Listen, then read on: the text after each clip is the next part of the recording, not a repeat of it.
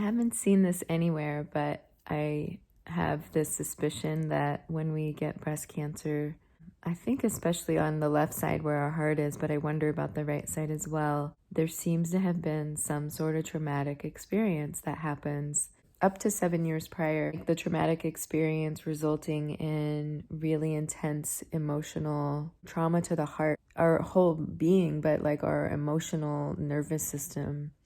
I'm so curious about this. Somehow I got linked up to an article about the death of Kelly Preston from breast cancer. It was last year, but she battled for 2 years. So curious if anybody knows if there's information out there about the link between emotional trauma and breast cancer. I would love to know about it. I did participate in a study. It was a study where they had us like write out a whole timeline of events. A divorce in the family counts as 1 point, or being adopted counts as 1 point. I think the death of a parent and maybe an alcoholic parent or a drug addict parent or something like that, and you get these different points. I think it's called an ACE score.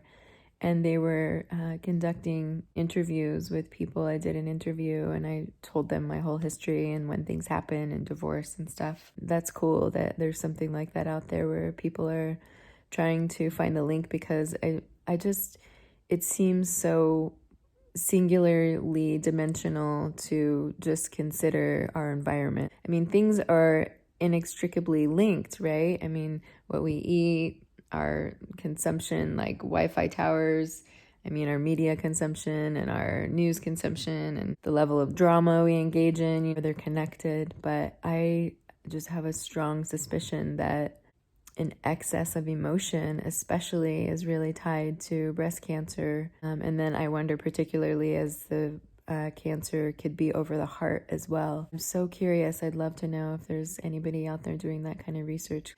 Kelly Preston, the story, I didn't really know anything about them, but she lost her firstborn son. Tragically, I read that he had a seizure, he hit his head maybe in a bathtub, or then they were flying on an airplane, whatever it was. He was young, and it was devastating for him and John Travolta, for the parents. For her and John Travolta. Yeah, I find it really interesting. And that was like 7 years, I think, before she was diagnosed. She was diagnosed in, I think, 18, and then she died in 2020. It's very interesting to me.